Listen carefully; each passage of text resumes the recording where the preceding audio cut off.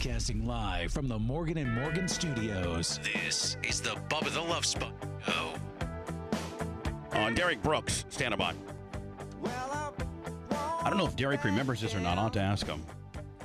When he was a rookie, I think him and me and Keith McCants and I think John Lynch all went to a Storm game when they played in the old where the Rays play. That they called it the Thunderdome. Remember when the Storm played there? Yeah. And I think me, DB, John Lynch, Keith McCants. I think we all went to. I think we all went to a Storm game. I think Derrick was part of that deal. Derrick Brooks, Hall of Fame, Pro Football Hall of Fame, number 55, played his entire career with the Tampa Bay Buccaneers. He's now the co-owner and president of the Tampa Bay Storm. DB, what are you doing?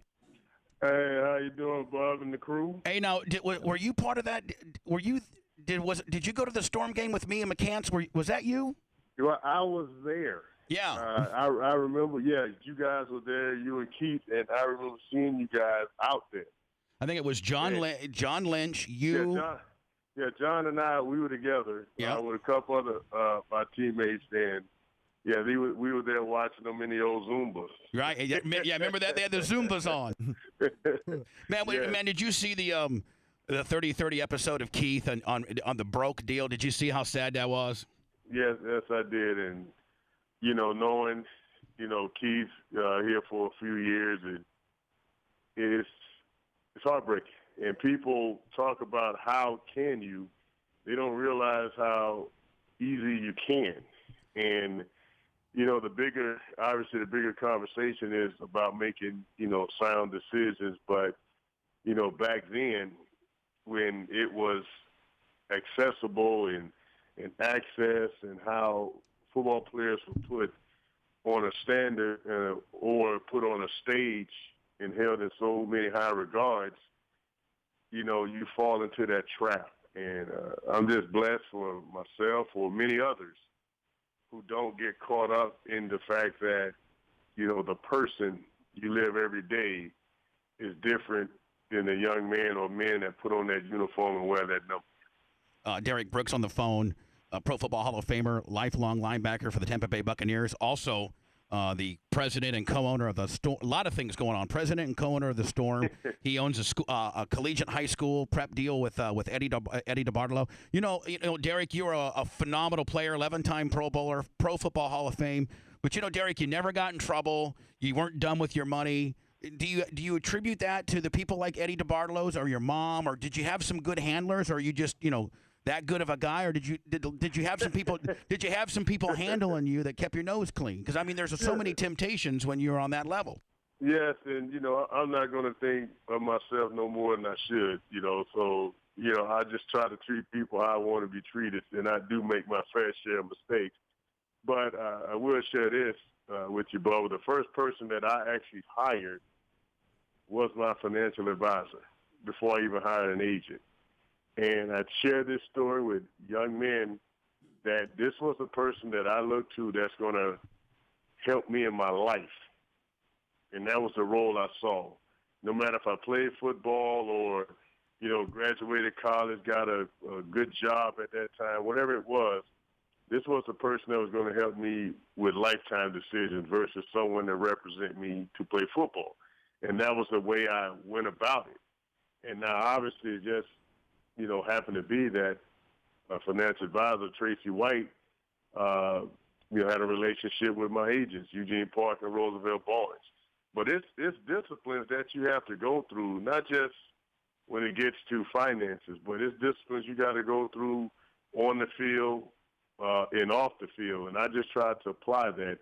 If you can sit down and study for a game opponent, you can spend hours of the day because that was our job.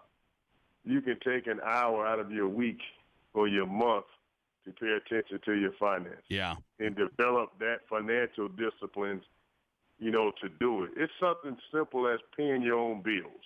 Right, not having somebody else, not somebody else paying your power bill, but you paying your power bill. Exactly, because the lesson is not, okay, you're paying your bill. The lesson is you're taking the time to see there's a withdrawal coming out of an account. Right. And there needs to be a deposit going in. And once you start to see that, And now you're taking time to do that. That's developing disciplines. And now that same discipline transfer over to what you do on the field. And that's just the way that I try to tell young men today when they ask for my advice, or that's just the way I even try to live, even in my day-to-day job. Here with Jeff Vinnick and the Tampa Bay Storm. Man, what a good guy. I'm going to get into Jeff Vinnick here momentarily, but a trivia question. I guarantee you, I think I'm right on this. All the radio hosts that you talk to, and, obviously you're a Pro Football Hall of Famer. You're great on the air, well likable, very important guy. I bet you the next time you get a radio host, ask them a trivia question.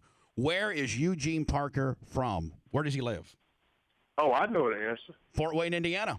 Yes, there's a lot of guys along with Rod Woodson. Hey, I got a Rod Woodson story. You got a minute? Yes, I do. I'm a senior. I'm a junior in high school. My team's 3-0, and Fort Wayne Snyder's 3-0, and I was a nose guard, and we practiced all week. We had Fort Wayne Snyder, and Rod Woodson was this flanker. And we practiced all week. They were 3-0. We were 3-0. They were like 5th in the state. We were like 10th in the state. And we practiced all week for this little flea flicker flanker deal that they did with Rod Woodson. And we practiced and we practiced. We're up 6-0 with 18 seconds left. Ball midfield.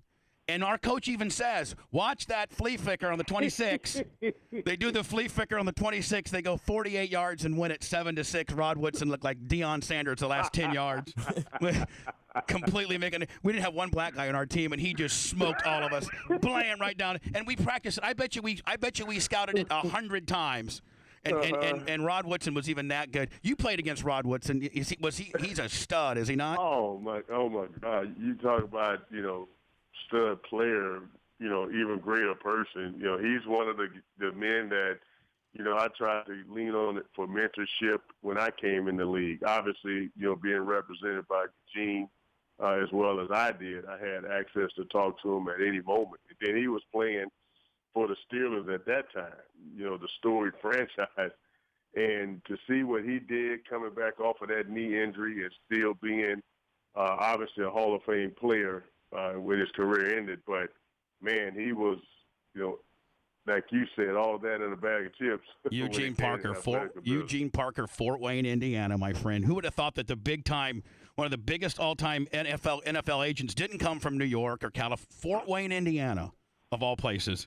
Yes, and, he's still in the game, representing young men today on his grind. And, speaking of Eugene, he actually sent me a couple players, he and Roosevelt, over the years for the Storm. So I'm blessed to continue to have those relationships in my life well after football.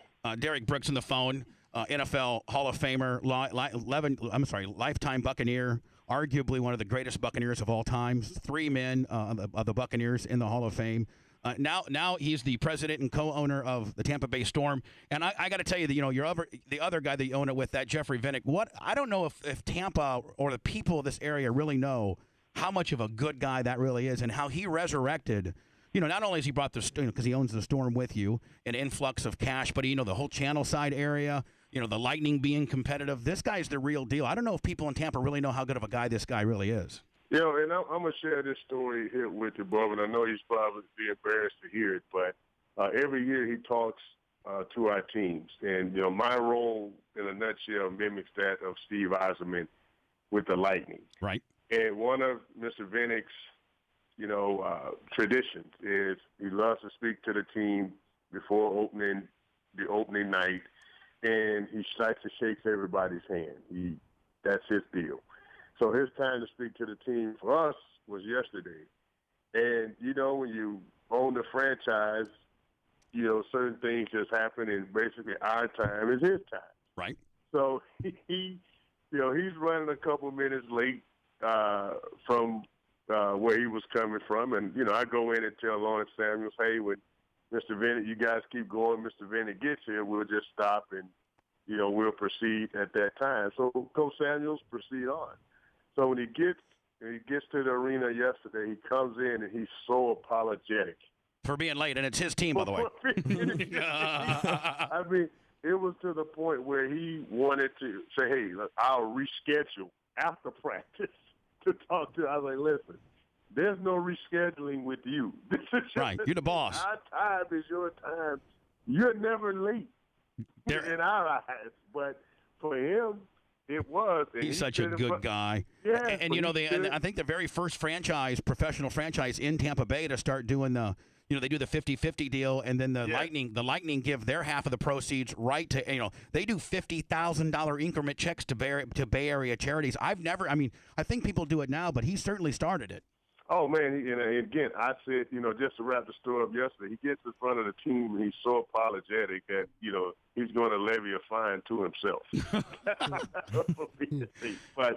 But speaking of what he does with our Community Hero Awards, that I'm fortunate enough to be on the board that gives the recommendations to he and his wife and Todd Lawicki to make those decisions. And, man, it is some great people doing things in this community that are not celebrities or not, personalities, but just everyday people that's giving up their time and their heart to a lot of causes. And for him to step in. Talk about being generous, man. $50,000 a crack. He does it, 10 or 15 times throughout the year. That's charitable. Every home game. So yeah, wow. For him to step in and recognize that what he wanted to influx the community is amazing. And like I said before, I sit in there and, I think I try to do an okay job with what we do with our school and kids. But to see everyday people giving up their time and their effort to these causes, and he taking the time to recognize that through the Lightning Foundation is superb. He really reminds me a lot of Malcolm Glazer when he first got here and ran the Buccaneers on the day-to-day stuff. Or your boy DeBartolo. Look what DeBartolo did to the 49ers. I mean, don't forget about Eddie now. Come on, kid. Don't forget about Eddie. Come on, DB. Don't forget about Eddie. He brought you to the dance. I'll never forget about Mr. D. But here's the thing. I got to know Mr. D without even playing for him. So because he owed the 49ers, and he saw some 55-year-old guy whipping some ass, and he said, I need to become friends with that guy. No, but, through Freddie Solomon, right. Another great human being. William Floyd, Roger Craig, Ronnie Lott, guys that I just know over the years that played for him. Ronnie Lott was the bomb. Was Ronnie Lott the lockdown corner ever, man? Well, next to Rod Woodson, man. Talk about the things that he's doing, and I got a chance to meet him through what we're doing, obviously, with our school, and appreciate that even more. So, man, I am, I get heartbroken, the past couple of years that we've been in the room together, our names to go in for the Hall of Fame. And hopefully, really, really hopefully he gets in 2016. Who, DeBartolo? Either John Lynch or Tony Dungy. Yeah, you know what? Which one, of the three people that you played with, the names that are being thrown around. Now, I saw Mike. Oh, so you're going to go there with? Well, no, but I saw A-Train over at 500. Him and I hung out a little bit, and I'm like, and boy, he got mad as hell. I go, hey, A-Train. He was camping next to me. I'm like, Mike, what about the Hall of Fame, kid? And he got mad as hell at me. He's like, no, fullbacks just don't go there. Yeah, and is Mike kind of a victim of the position? Because Mike certainly was one of the most talented fullbacks of anybody's generation. But is it just the pure fact that he's a fullback and people just historically don't go in? Because Mike should be in. When you look at it, and again, you said it best. Mike can understand that is the nature of the position he's in. And I think for that alone, Tampa should even appreciate. We appreciate A-Train now, but even appreciate even more because we had that advantage of the dual role that he played. Because Coach allowed him to carry the football than most fullbacks. And just the nature of the position, right? It really is going to be extremely difficult. And now, we got Rondé waiting in the wings. So with John Lynch, Tony Dungy, and obviously Eddie DeBartolo, me personally, I'm really doing all I can to get all three. My vote, I get all three in at the same time. Derrick Brooks on the phone. Derrick, did you ever have to go ones versus ones, and you actually had to try to tackle that 40 load, on a 1 versus 1 kind of deal? Did you ever have to put your shoulder on him? We did once or twice, over our careers on the goal line, and we always laugh at this story because we blasted each other one play, and we end up hurting our shoulders. Both of you. But we couldn't show each other that we was hurt. So after practice, I'm kind of looking at him, he's looking at me, and we both got to go to the training room. So he tries to sneak around and go through one side. I try to sneak around and go through the other side so we're not seen. And we both walk in there at the same time, holding our shoulders. We just burst out laughing. Derrick Brooks on the phone, Pro Football Hall of Fame, also the co-owner of the Storm. Storm opens up this weekend, don't they? Friday. Yes, we open up this Friday against the Cleveland Gladiators, who was the Eastern Conference champion in the Arena Bowl. So you're talking about a tough test right off the bat. Now, is that a home game? Is that a home game, D? We're playing here this Friday, 7:30, Amalie Arena. I want to get off to a fast start.